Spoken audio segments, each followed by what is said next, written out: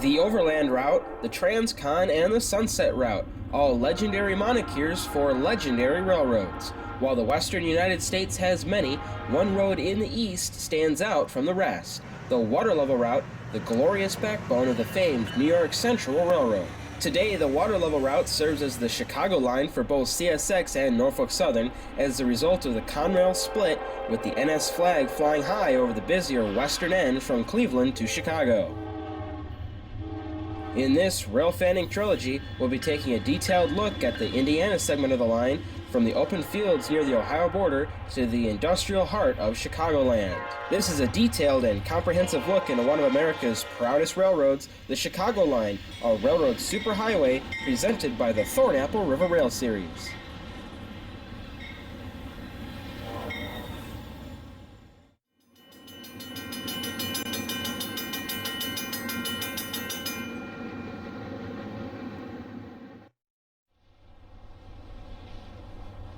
482 miles from Buffalo, New York, and just over 41 miles from Chicago Union Station, Control Point 482 at Chesterton, Indiana, is definitely the beginning of Chicagoland, as the busiest junction on the Chicago Line brings together 3 different railroads on 4 different lines. With more than enough power for their lowly manifest drag, this westbound accepts their signal from the cantilever above as they proceed straight through the junction on track number 1, with an eastbound due any minute on track 2.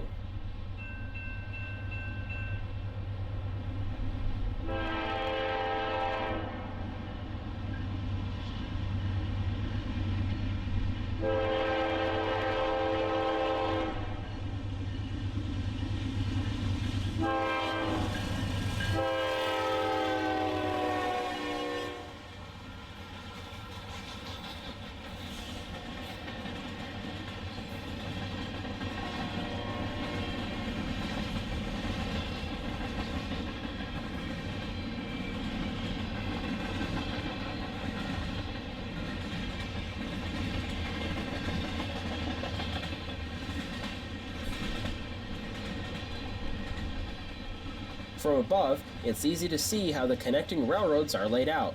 Coming in first on the right is the CSX Grand Rapids sub, followed by the Amtrak Michigan line a short distance to the west. Branching off to the left is the CSX Porter branch. Continuing out of the interlocking, they duck under I-94 en route to Burns Harbor, home of the steel mill seen up ahead. Between the factory buildings, it is possible to see Chicago's famous skyscraper skyline on this spring afternoon.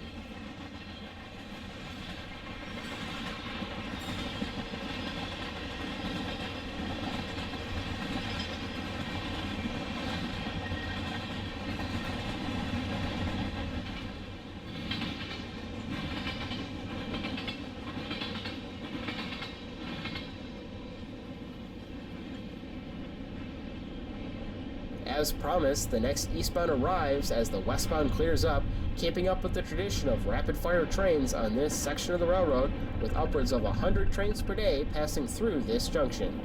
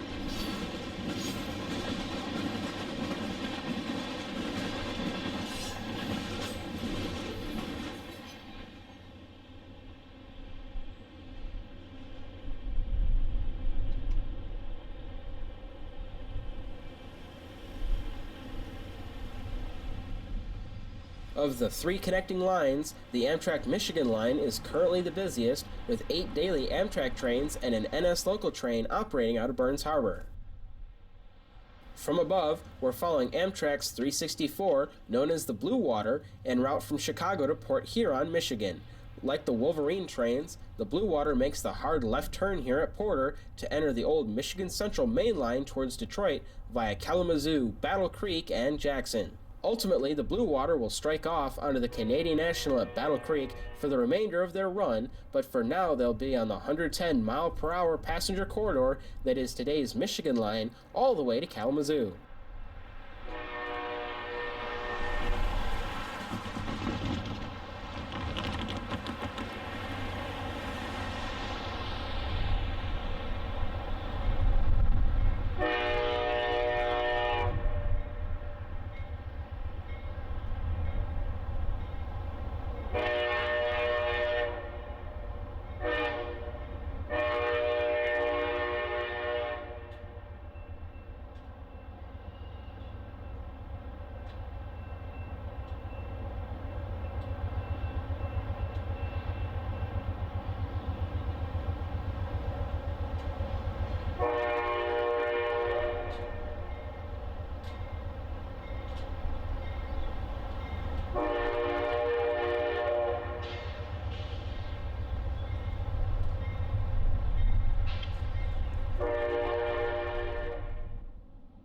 Until 2005, it was the CSX Grand Rapids subdivision which held the title of busiest connector at Porter with up to 24 trains daily.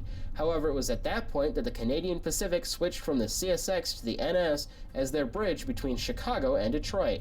So today, these CP trains continue straight through at CP 482, taking advantage of the shorter, flatter line offered by the water level route.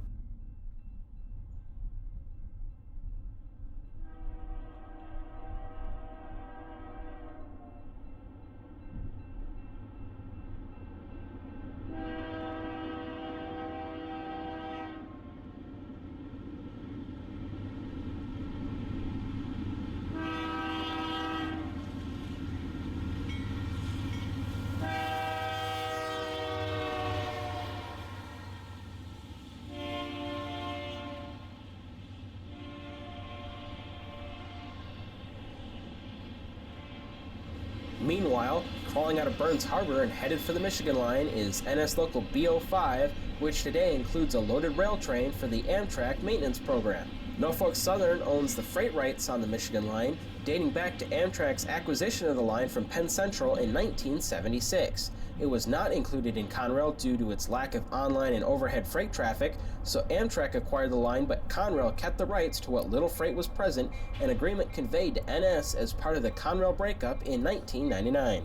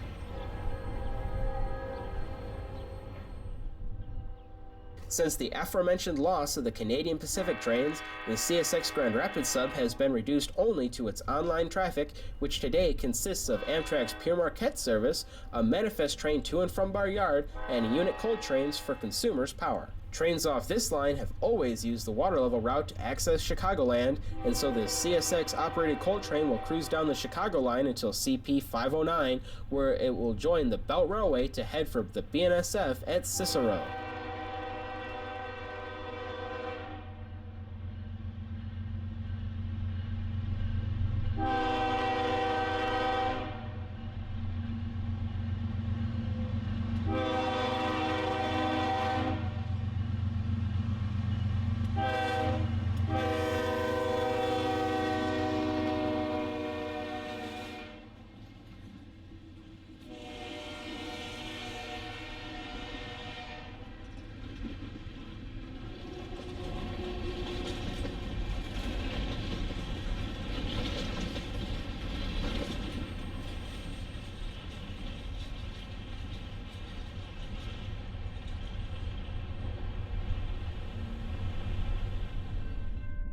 This frigid morning finds this manifest with a Union Pacific leader and an engineer content with one long horn blast for both crossings as he heads east.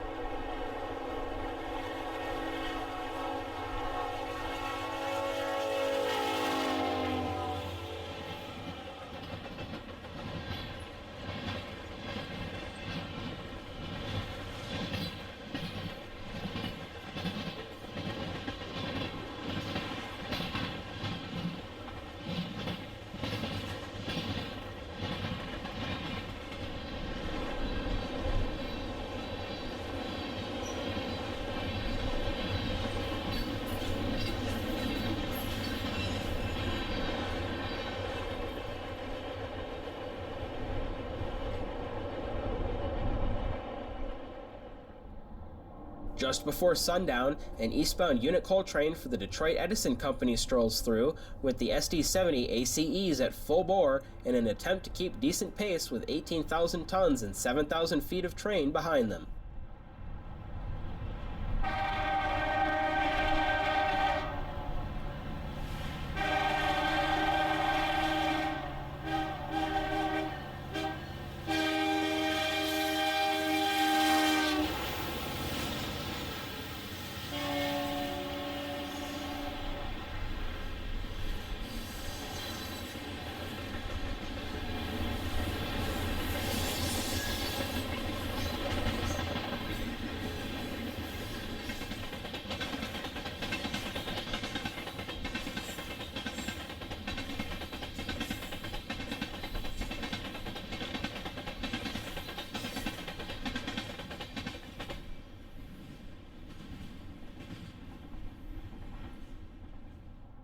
With so much traffic to move, keeping things fluid at Porter can be a challenge for even the most seasoned dispatchers.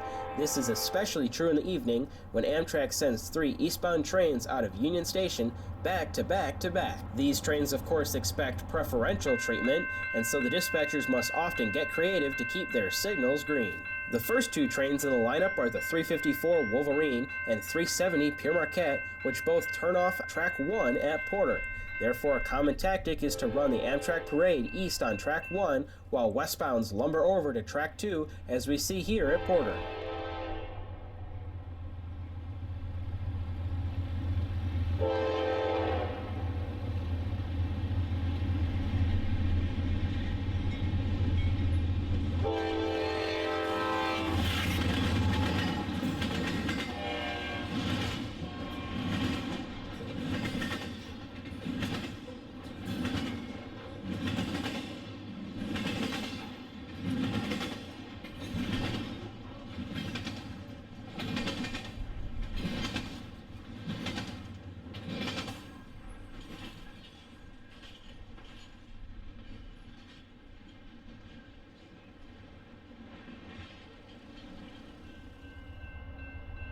A few moments later, that Wolverine appears, entering the Michigan line for the run towards Detroit down the old Michigan Central.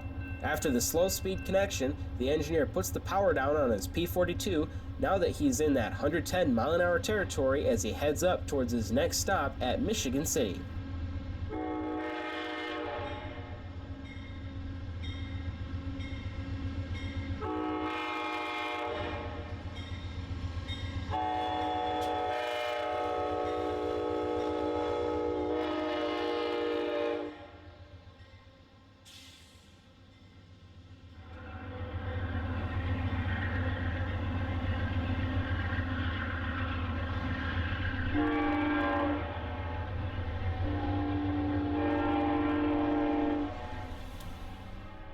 Next up is the Pere Marquette and their medium speed turn onto the CSX Grand Rapids sub.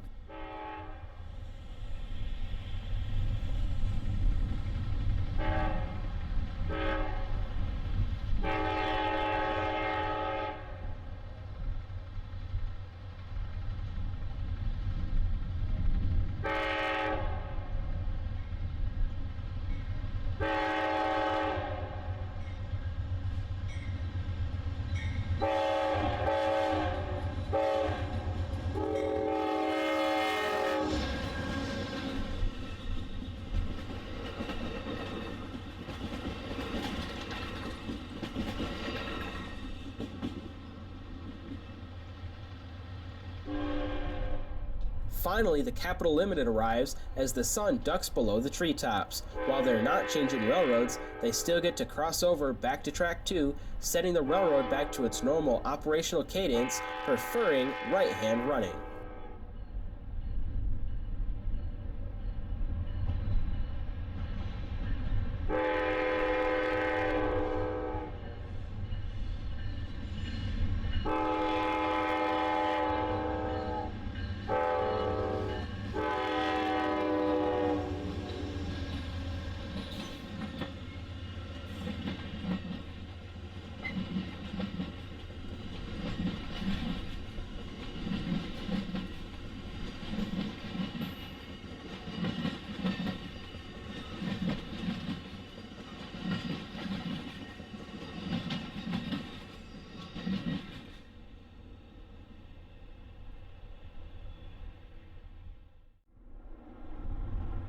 Just west of Porter, control points 485 and 487 bookend the Burns Harbor Yard, home to the first steel mill we encounter along the southern shore of Lake Michigan.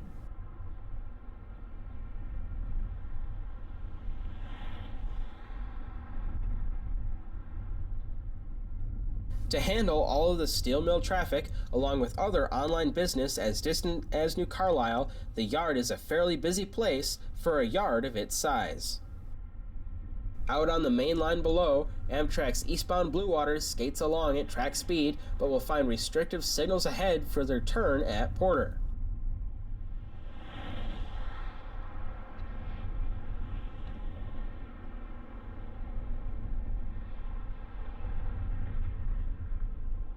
Burns Harbor is also where the South Shore rejoins the Chicago line, with a flyover bringing them to a parallel alignment just south of the NS. Naturally, rush hour periods are the busiest time for the electric commuter railroad, and so these two trains nearly met in front of us, with one carrying passengers back towards Michigan City, while the other is ultimately destined for Millennium Station in downtown Chicago.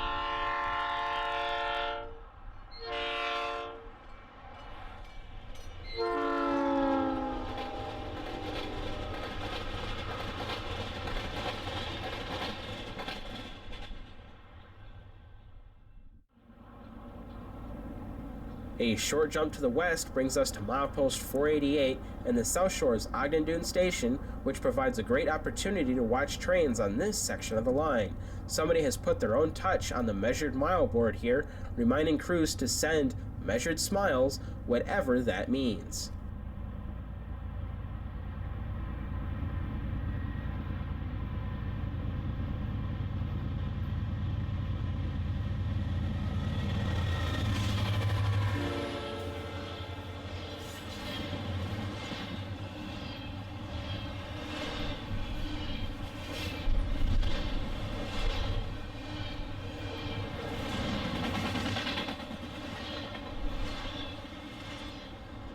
As we've seen, this line is no stranger to foreign power, a point proven again here as this westbound empty crude oil train with CREX and CP power meets an eastbound manifest powered by a pair of units from CN's Great Noodle fleet.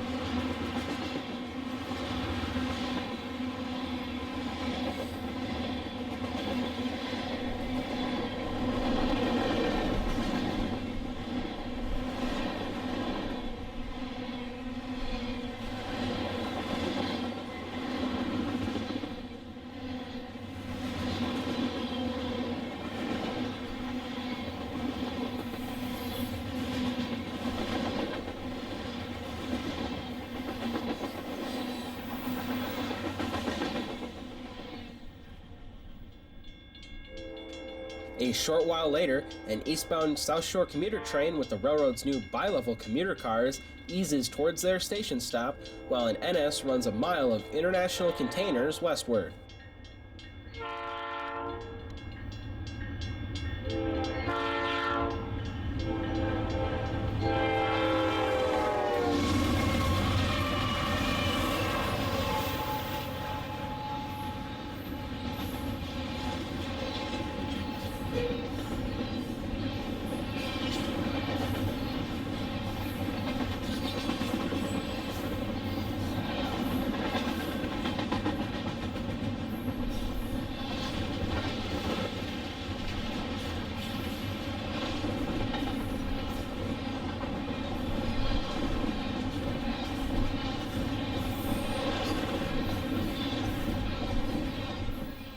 Chasing down the intermodal train is Amtrak number 29, running a modest half-hour late on this morning's sprint for Chicago Union Station.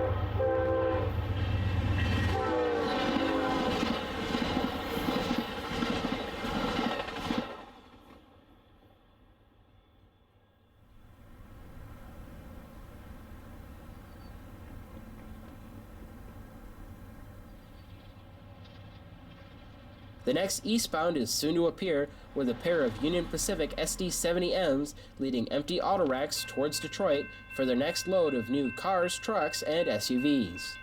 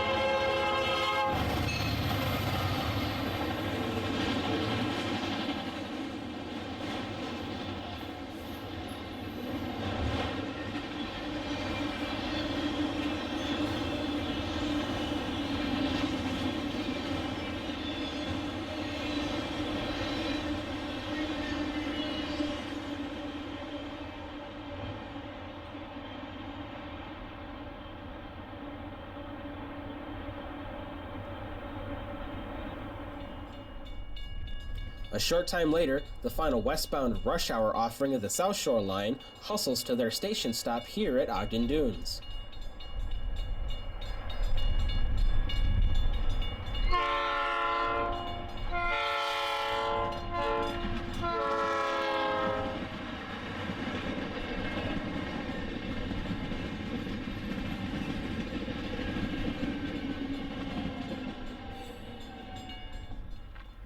It isn't more than a minute and they're off again, due into downtown Chicago in just over an hour.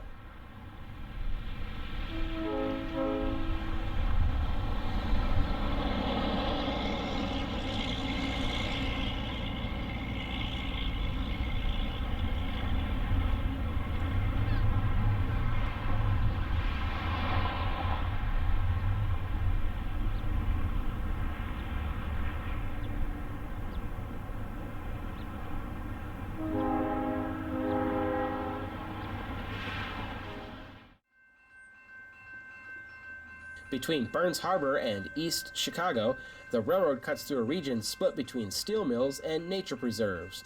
West of Ogden Dunes, the nature prevails for the scene of a westbound intermodal on Track 2, followed closely behind by Amtrak 365 on Track 1.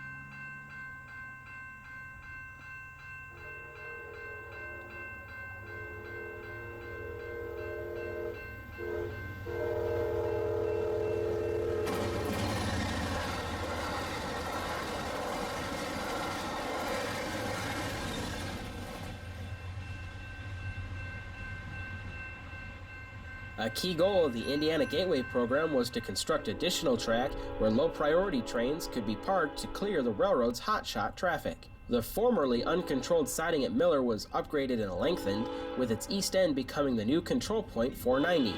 Guided by a medium approach indication above, this westbound is clearing up for other high-priority movements.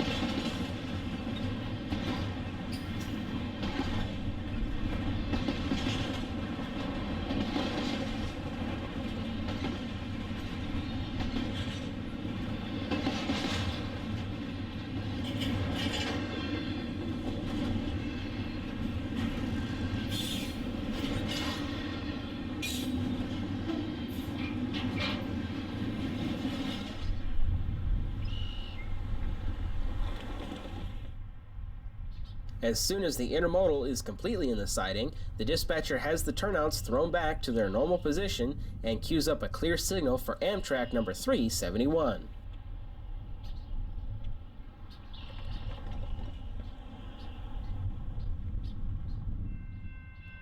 Today's train is led by an ancient unpowered F40PH known as a cabbage, while a brand new Siemens SC44 Charger shoves hard for Chicago on the rear end.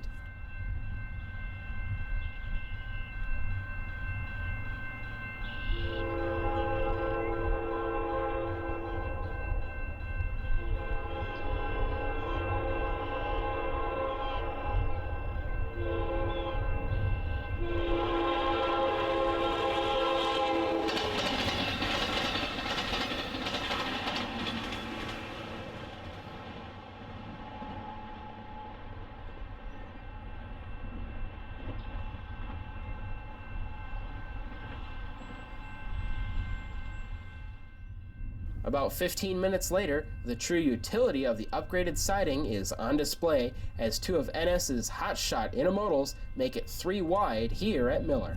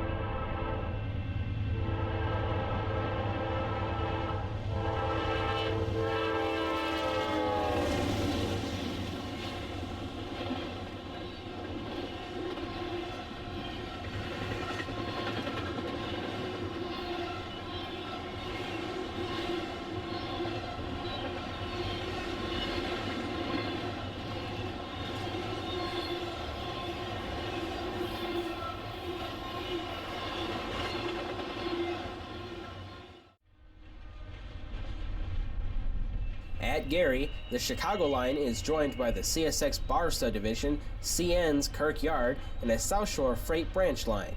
CP 497 offers a connection to the NS, which is used by CSX's manifest trains to and from the Grand Rapids subdivision at Porter.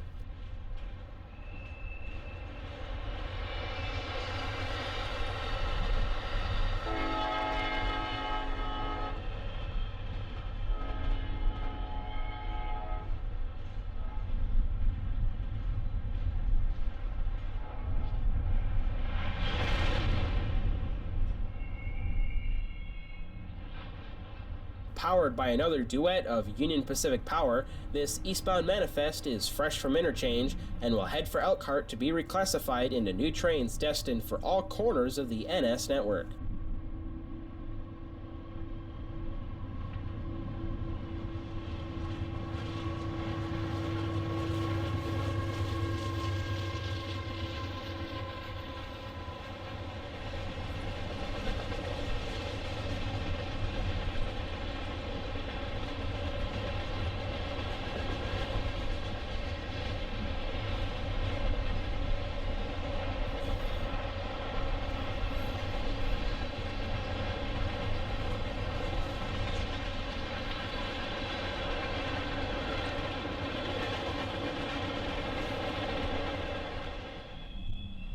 The opposite of the last train, this westbound will be handed over to another railroad here in Chicago as it heads back for another load of crude oil from the Bakken Shale Formation in the Dakotas.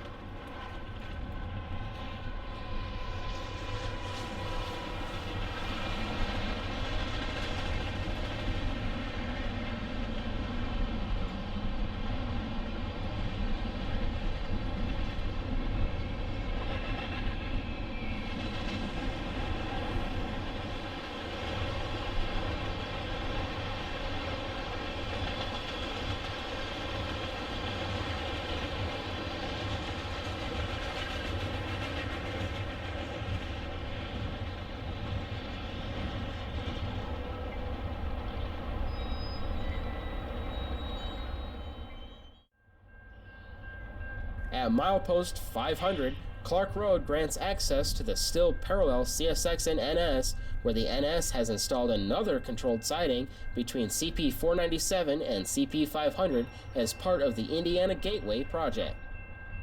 One of the intermodals seen earlier at Ogden Dunes has taken advantage of the additional track as a place to park, awaiting crew change, while another heads west on track 2.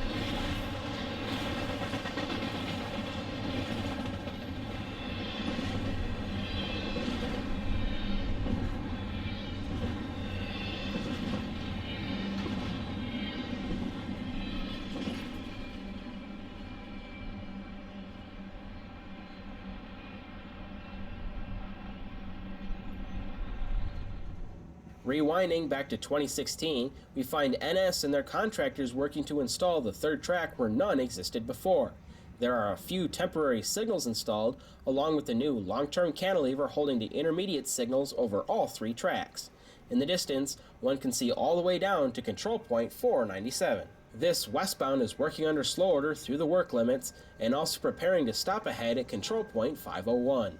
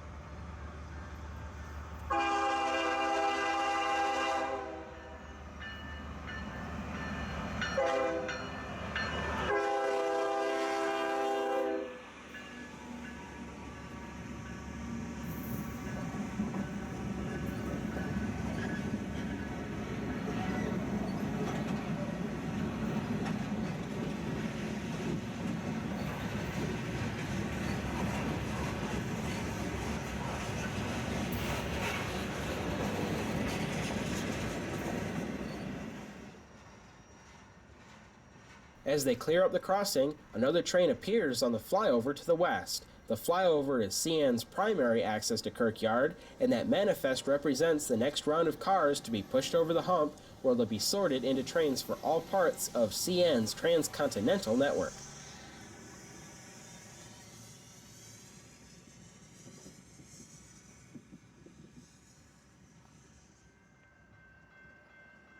Back down on the NS a short time later, another eastbound intermodal rolls through on track number 2 while a local crew works in the nearby yard.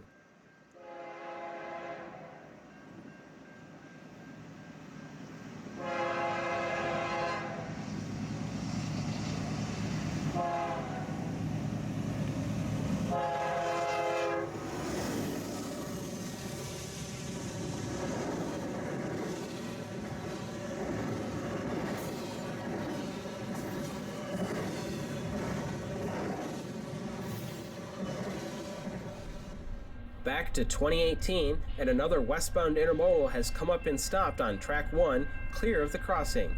The utility of the additional track is quickly realized yet again, as Amtrak's Blue Water, running an hour late from problems earlier in their run through Michigan, makes their final dash for Chicago.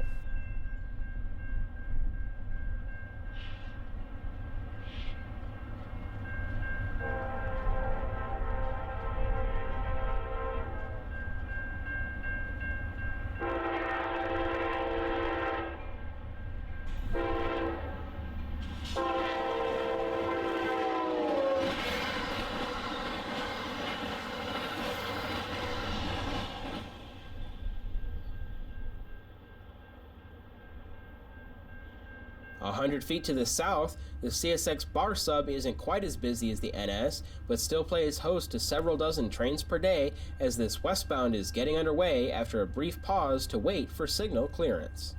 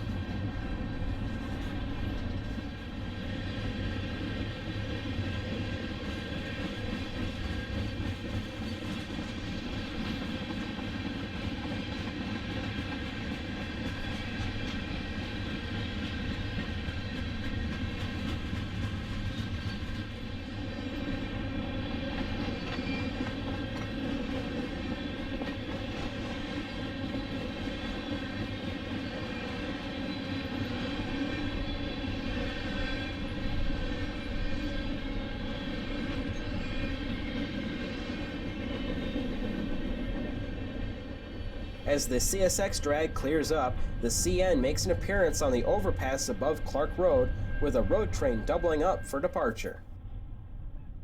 And speaking of the CN overpass, one cannot visit the site without beholding the lake which forms underneath the bridge and traversed regularly by trucks heading in and out of the steel mill. While Clark Road itself is in terrible shape for its entire length, the hidden craters under that muddy water look to be real backbreakers.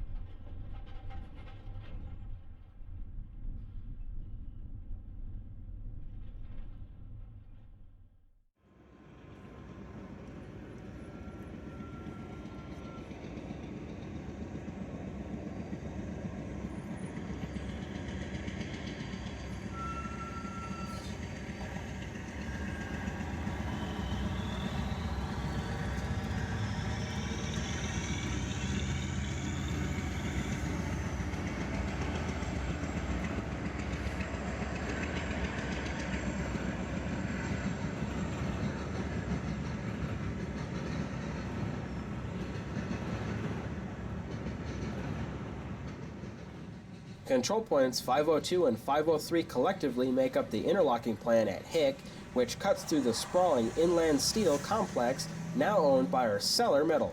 This is where the Indiana Harbor Belt main line effectively dead ends into the NS, with a fair number of trains entering and exiting the Chicago line here.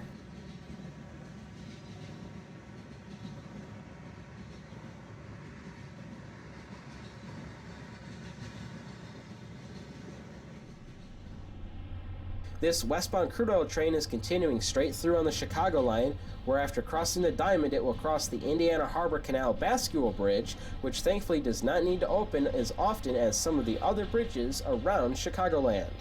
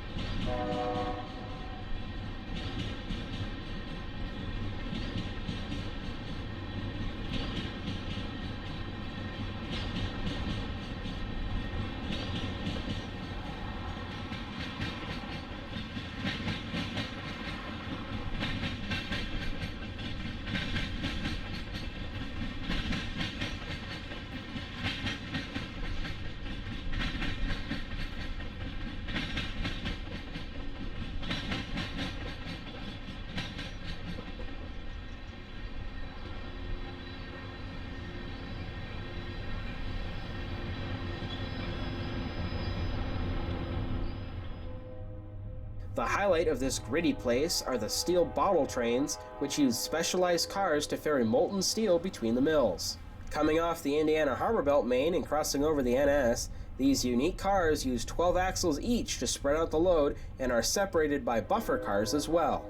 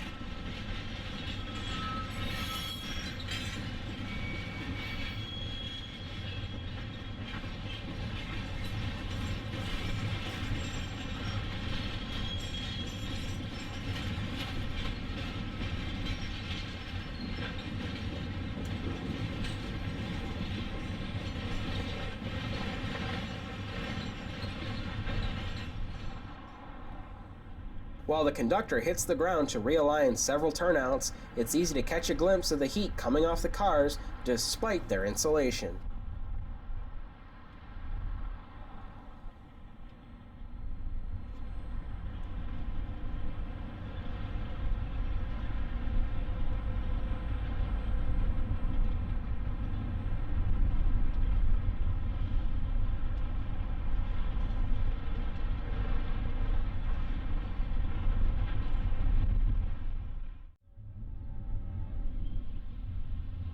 A couple miles to the west at Whiting, we are caught by surprise on the wrong side of a race as Amtrak 352 hides behind the crude oil tanks in a stalemate headed east.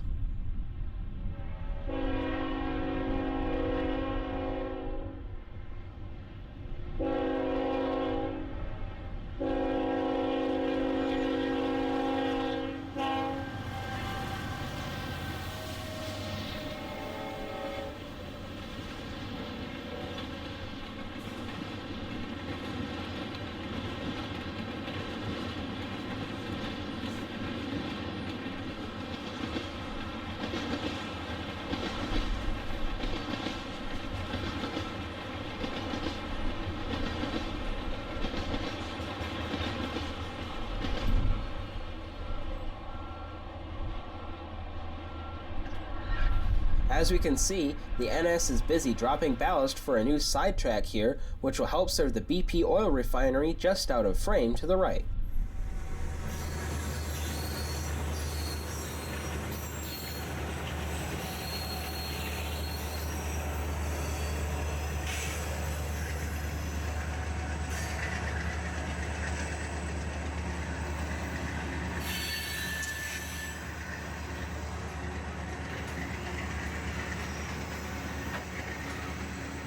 The westernmost expansion project of the Indiana Gateway was the track this CS6 manifest is currently on. The project saw the installation of a new third track from Hick to Whiting, giving the railroad complete triple trackage from Hick to the Calumet River.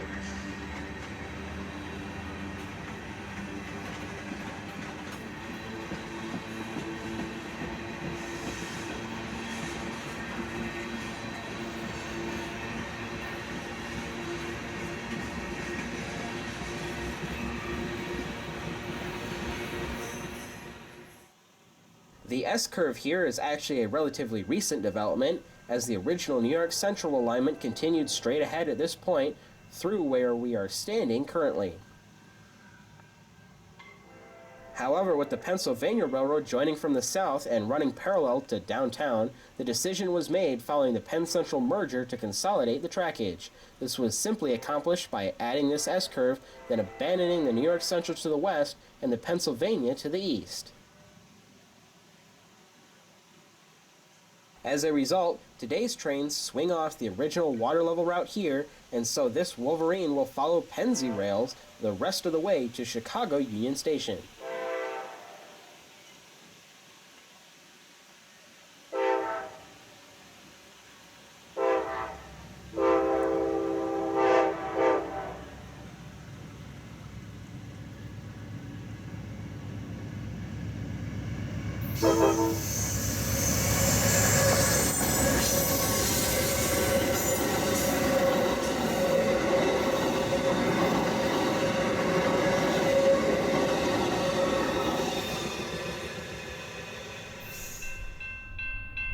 Of course, the reverse is also true, with eastbound swinging off the Pennsy, rejoining the original New York Central alignment at milepost 506.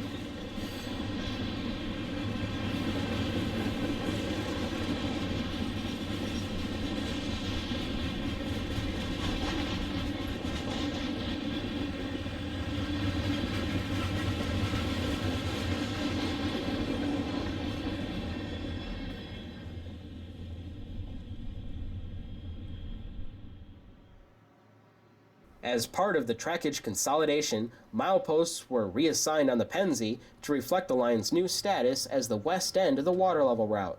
Therefore, the station here sits at milepost 507 as we look east to control point 506. Headed west, the Conrail Heritage Unit heads up this intermodal as a local resident rolls the dice on their bicycle.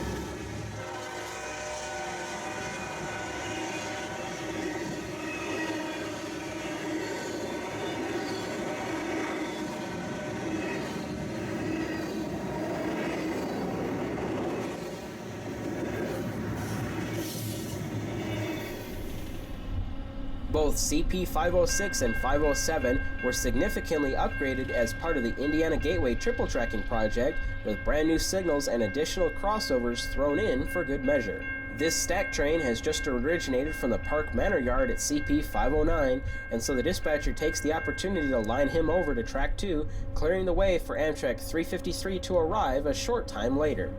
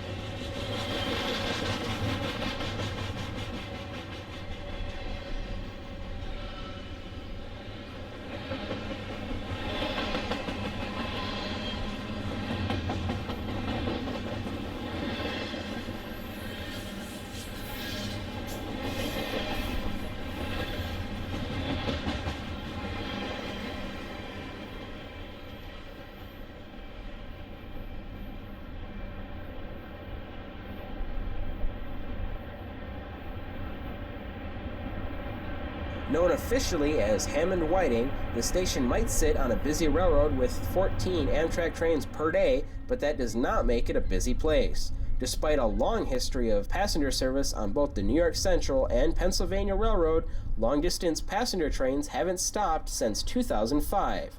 Today's only offerings here are 3 Wolverine stops daily by trains 350, 353, and 355. It's hard to know if the low ridership is caused by a lack of demand or a lack of service offerings, but it is painfully clear that this station isn't what it could be as Amtrak 353 pulls up to alight only a single passenger.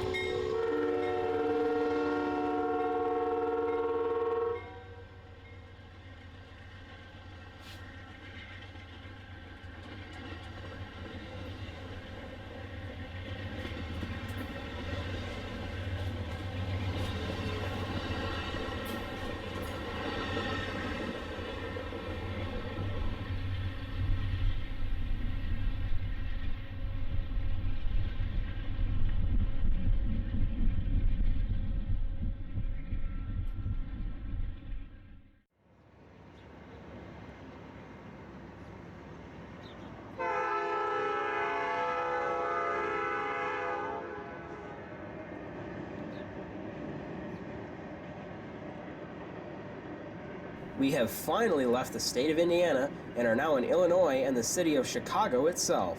While it doesn't constitute the border between the states, the Calumet River is certainly a way to stop trains from crossing the border, as a lift bridge is required to clear the way for river traffic.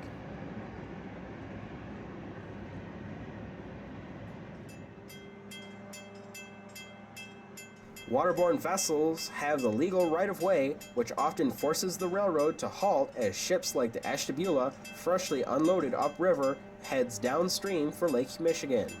While several spans used to ford the river for both the New York Central and Pennsylvania, today the railroad shimmies down to just 2 tracks at CP 509 to cross the river using only one operable bridge, with the others in various stages of decay.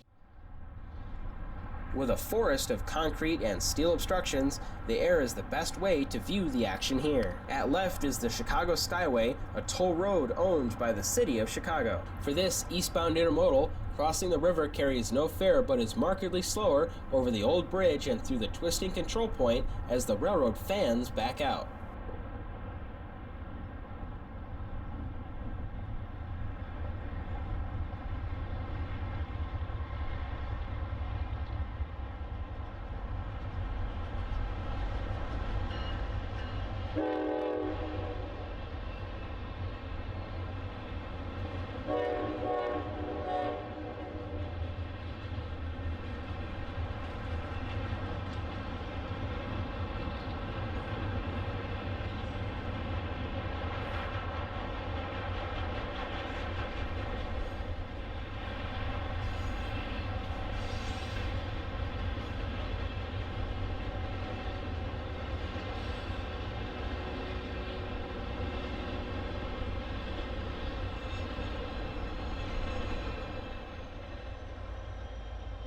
Moments later, the westbound intermodal we saw earlier in the siding at Clark Road makes their way across the river. Once to the other side, they'll make the left turn to enter the Belt Railway of Chicago, a popular option for trains of all types headed for interchange in Chicagoland.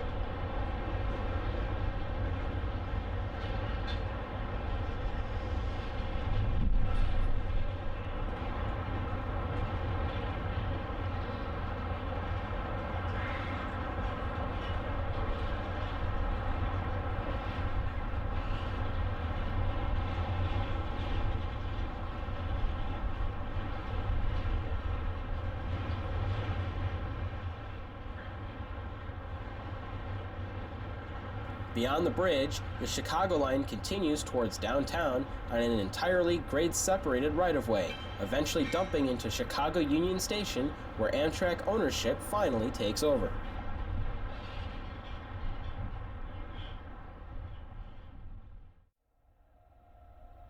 And with that, our tour of the Norfolk Southern Chicago line across the entire state of Indiana is complete. Over 150 miles, we've seen the variety and density that makes this line one of the most captivating railroads worthy of the railroad's superhighway title.